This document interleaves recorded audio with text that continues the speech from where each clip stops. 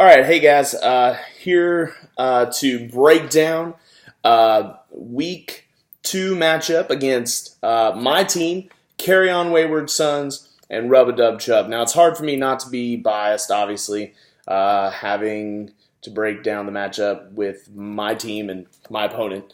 But I feel like I can do it. I'll do it best I can. And, if you disagree with me, then,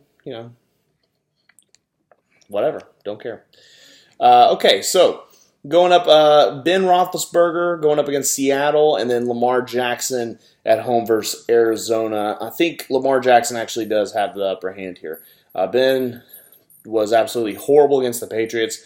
At home against Seattle, a Seattle defense that let Andy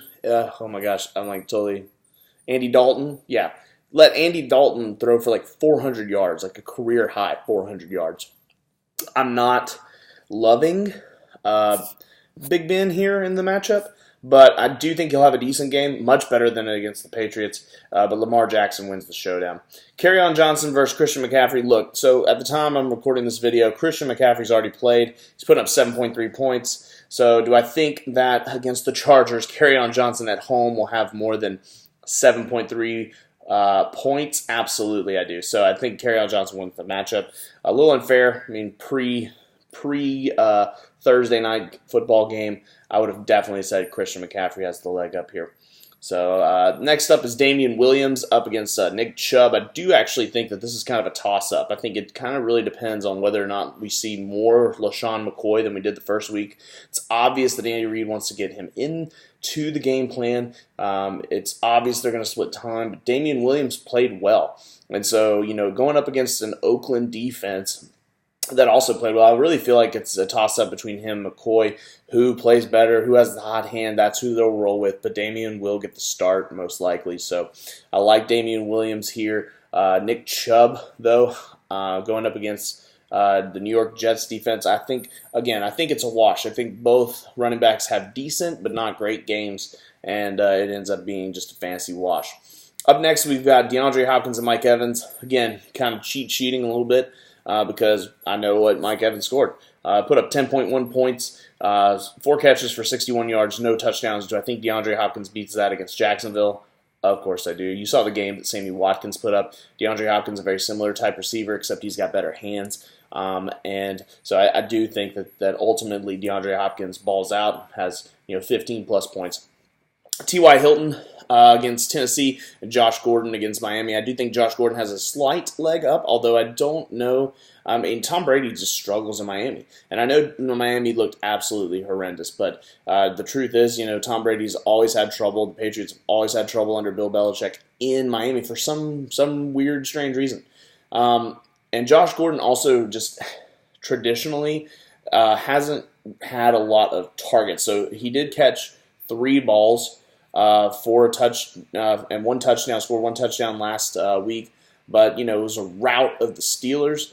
This is a home crowd that they don't play well in front of, and I think they need to establish the run a little bit more. I think you'll see more checkdowns in this game. If Josh Gordon does score a lot, then I think that it'll be big plays. But similarly for T.Y. Hilton, I think the exact same thing. I mean, we saw the Tennessee Titans shut down OBJ and Jarvis Landry pretty handedly whenever they played Cleveland last week.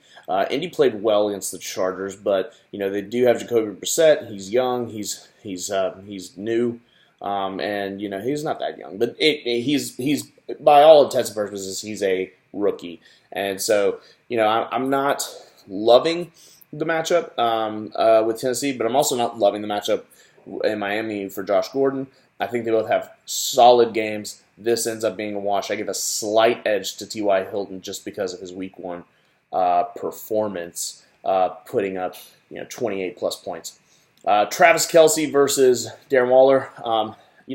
Look, I'm going to be a little biased here because Waller had an absolutely great game. After doing some research on him a little bit, I've mentioned in one of my other videos, don't know much about him. He actually ended up doing pretty well last week, and I think that he'll have another good game, but it's Travis Kelce, man. On the road, and Mahomes is going to need some security blankets. I think Sammy Watkins dials back a bit, Kelce dials up. Larry Fitzgerald in the flex position versus Chris Carson. I do like Chris Carson here. Honestly, with my roster, I didn't feel very comfortable with anybody on my team being put into the flex position. Got Larry Fitzgerald, but he's playing in Baltimore on the road.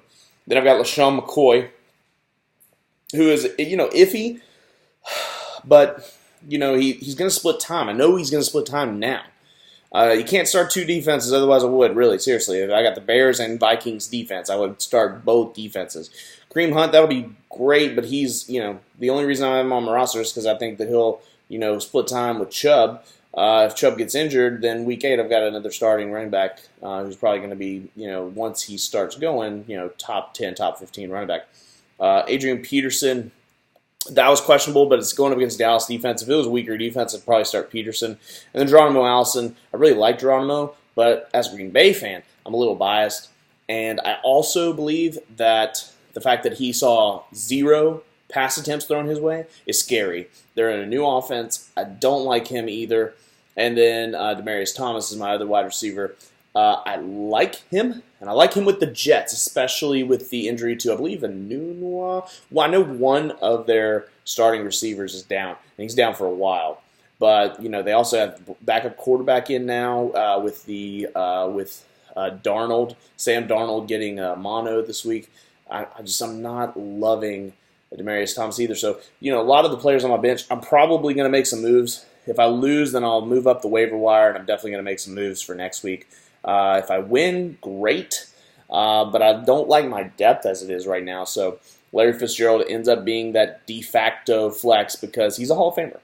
And, he's going to consistently give me at least 10, but I think Chris Carson puts up 20 plus. So I think that could be the flex position is where I'm really actually scared. I think we're wash almost all the way down the board until you get there. Christian McCaffrey helps the fact that he had a bad game, but somebody on my team is probably going to have a bad game too. So, Larry Fitzgerald really needs to ball out. Chris Carson, Pittsburgh defense really needs to slow him down, make Russell Wilson win the game. Otherwise, I don't think I have a shot. Russell Wilson is my backup quarterback, my offensive player, QB2, whatever you want to call it. And he's got Matt Ryan. Again, I think just because of the matchup, I think both teams, the Seahawks and the Falcons, will be losing in the third and fourth quarter. So they're going to rely on their quarterbacks to be heavy passing. I see those as a wash. And then the Bears versus the Ravens. The Ravens defense doesn't have a strong matchup. If David Johnson can get going or if Larry Fitzgerald can get going, Kyler Murray, then the Ravens might suffer a little bit. The Bears are on the road. Gave up 10 points to a reeling Green Bay offense. I'm not, it is Denver, but that is traditionally a pretty hard place to win on the road. I think that the Bears have a slight edge, but the Ravens at home will do pretty well too. All right, so that's my breakdown of the two teams. Overall, I think that I do win, and I know that that's probably a little biased, but if you'd have asked me before Thursday if I thought that I was going to win, I would have definitely said no. Because Mike Evans and Christian McCaffrey put him over the top. Both of them having subpar games. I feel as though I could win. I'm projected to win, and I actually like that projection now. Before the Thursday night game, I was projected to lose, and I'd have to agree with that assessment, ESPN Fantasy app. So anyway, that's my thoughts.